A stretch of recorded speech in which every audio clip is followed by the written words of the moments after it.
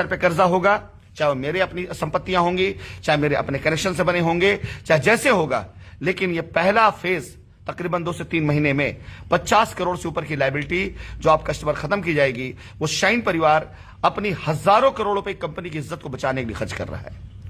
तो हम किसी भी तरह की जल्दबाजी, किसी भी तरह की बदतमीजी, किसी भी तरह की उतावलापन, किसी तरह की सिफारिश हम बिल्कुल न सुनेंगे और न बर्दाश्त करेंगे। अगर मैं 50 करोड़ रुपए की प्रॉपर्टीज पहले फेज में आप शाइन परिवार की लायबिलिटी उतारने के नाम पर उन लोगों के लिए खर्च करने जा रहा हूं जिनकी लायबिलिटी उतारने से सिर्फ मुझे एक आत्मसंतुष्टि मिलेगी, कानूनी तौर से कोई फायदा नहीं मिलना है। ना मैंने आपका पेपर इस्तेमाल किया किसी भी तरह से अपने लिए रियायत के लिए, ना मैंने आप पेपर इस्तेमाल किया किसी तरह से मीडिया में ये दिखाने के लिए देखो हम कितना बड़ा काम कर रहे हैं। ऐसा नहीं, कई मीडिया वालों ने मुझे संपर्क करने की कोशिश करी, जिन्होंने चाहा कि मैं अपने बाइट्स दूं, ये अभियान चले, इसके बारे में खबरें छपाऊं। मैंने साफ मना कर दिया कि नहीं, मैं कोई खबर नहीं छपाऊंगा तब तक जब तक मैं लायबिलिटी खत्म नहीं कर लेता हूं। न जाने कितने लोगों ने मुझे राय दिया कि इन सभी लोगों को लेकर कोर्ट पहुंचते हैं और वहां चल करके पैरवी करवाते हैं। मैंने साफ मना किया, जब तक लायबिलिटी नहीं उतारूंगा तब तक इनका कोई भी इस्तेमाल अपने फायदे के लिए नहीं करूंगा। तो मेरा आपसे भी अनुरोध है कि आप सब लोग मेरे द्वारा दिए गए नियमों का पालन करिएगा। आज सिर्फ वो कस्टमर जाएंगे या वो महिलाएं, वो बहनें जाएंगी जिनसे मेरी बात पीछे 2 हफ्ते पहले अलग अलग तरीके से जूम मीटिंग में हुई हैं। उनके पेपर वहां पे लिए जाएंगे, पेपर लेकर उनका पेपर वेरीफाई किया जाएगा। बात का ध्यान रखिएगा, पहले फेज में सिर्फ वही निपटाए जाएंगे जिनका पेपर पूरी तरीके से प्रॉपर होगा, बैंक ट्रांजैक्शन से लेकर रसीद तक हर चीज प्रॉपर होगी।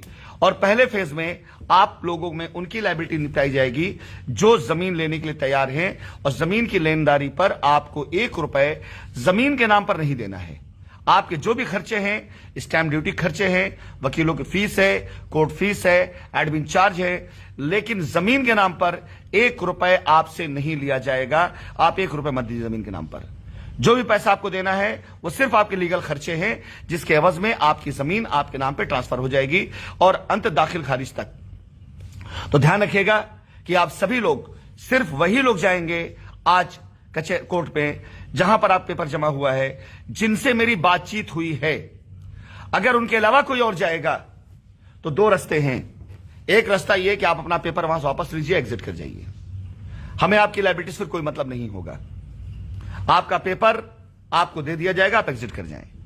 अदरवाइज दूसरा रास्ता यही होगा कि हम आपके पेपर को 3 महीना और आगे बढ़ा देंगे, और अगर आप इंतजार कर लेंगे तो अपनी दी गई समय सीमा के अंदर आपके पास खुद कॉल आ जाएगी कि आइए अपने पेपर लेकर वेरीफाई कराइए और अपनी लायबिलिटी में ये रास्ता मिल रहा है, इसको खत्म करिए। पहले मुझे वो रास्ते खत्म करने दीजिए जिन रास्तों को आसानी से खत्म कर सकूं मैं, यानी वो सारे कस्टमर जिनके पेपर मजबूत हैं, प्रॉपर हैं और जो जमीन लेने के लिए तैयार हैं। जिन कस्टमर्स के एसोसिएट अभी नहीं हैं वो भी परेशान ना हो, उनके लिए मैं हूं।